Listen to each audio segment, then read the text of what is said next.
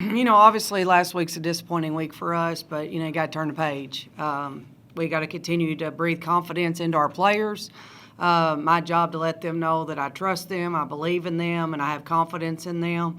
The results weren't what we wanted, but that's, that's part of the process. So, you got to wake up this morning and accept what you get to do, not what you have to do. And so we've got a lot of things that we get to do this week to help make ourselves a better basketball team for the tough week that we have ahead. Didn't get a chance to talk too much about it with Tennessee State, but did you feel like your team was just exhausted from the start with how well and how close you guys played Belmont? Because Tennessee State zone, I felt like, and maybe you can describe this better, really threw you guys for a little bit of a loop there. Well, I mean, it's no secret that it's late in the season. We're playing about 6 kids, and fatigue is a factor, but we're not going to make any excuses. I mean, we played against zone. We've done very well against zone. We were a little lethargic. We didn't play with great pace on the offensive end of the floor. Defensively, we were scattered. Really wasn't locked in mentally and physically. And a lot of times when you're physically tired, your mental goes as well. So we've got to figure out a way to make sure that we can stay locked in as much as possible. I mean, it is what it is, as people say, and this is what we got. So we just got to continue to work and get better and try to find a way to give our kids rest when we can. But for the most part, we got to go to war with who we got. And I'll take this team. I like this team. There's a lot of good things about this team. And if we can continue to grow and can continue to get better and we can continue to move along in the process, it's not only going to help us for the rest of the season, but it's going to help us moving forward.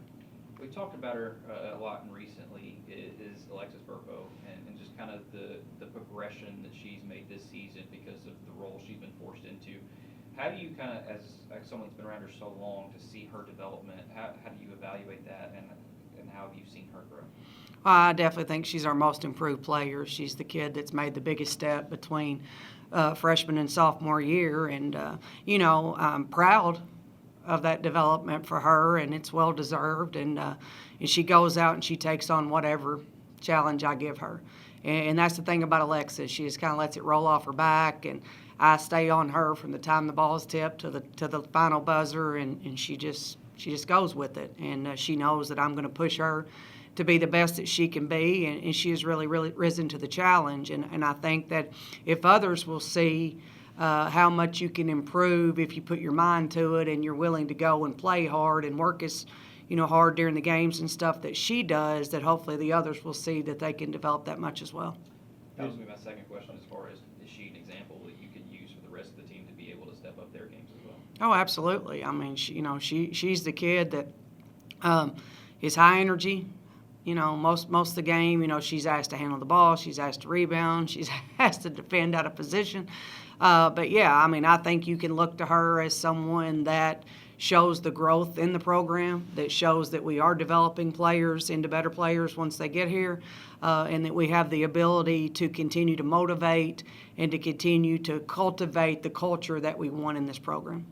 Didn't get a road win in conference play this past weekend, still looking for that. Is there something you've identified as maybe something you want to do? I know you mentioned you're not doing what you need to do, but is there anything you can do that will push you over the hump there? I really thought, the wins we got on the road in non-conference would really propel us into hopefully getting some conference road wins, but, that hasn't happened yet.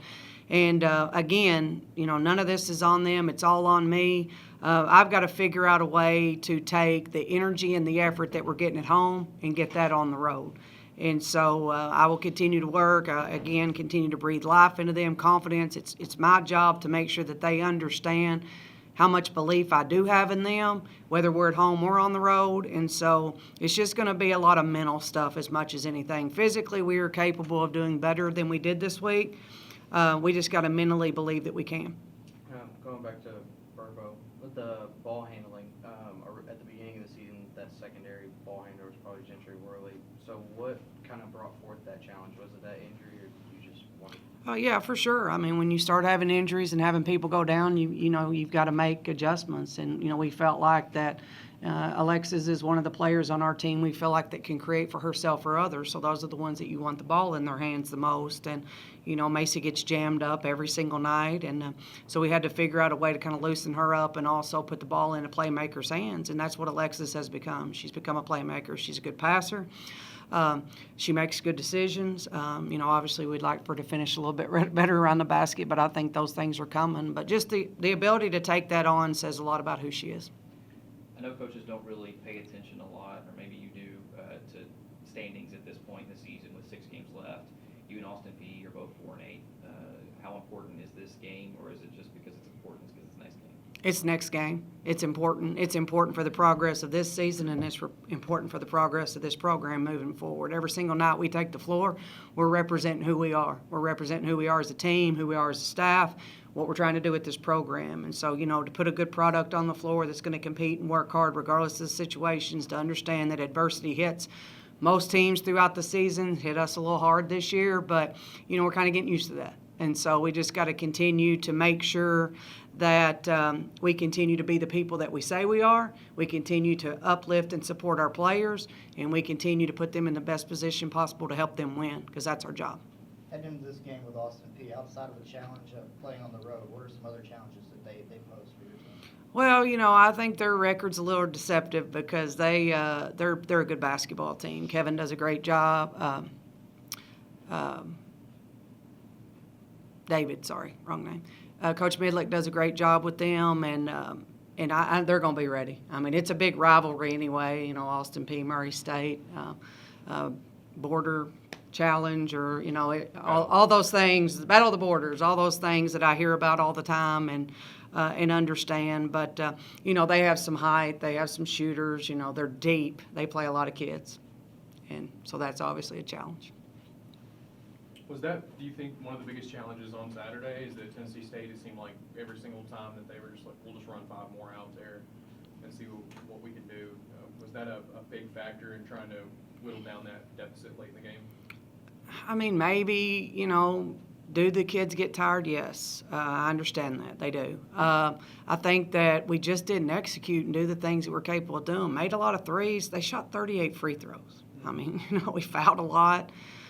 Sometimes I didn't think we fouled, but, you know, they fouled. Obviously, you can't put a team on the free throw line 38 times. I think they were 30 of 38 from the free throw line. And so there were some little things that led to that other than just the fatigue. I'm not going to allow that to be an excuse, and I'm not trying to dodge your question in any way, but we don't make excuses. We do what we have to do with what we got.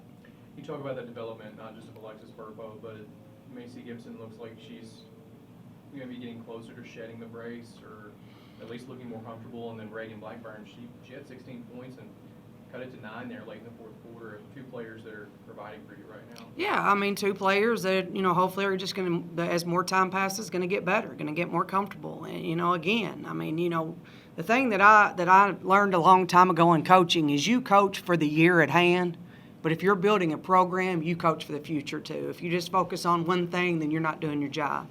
So to be able to put those kids in these situations, to be able to give them minutes that they need to help build confidence and help build their skills, I really think is going to go a long way in the future. But we still have to focus on the now.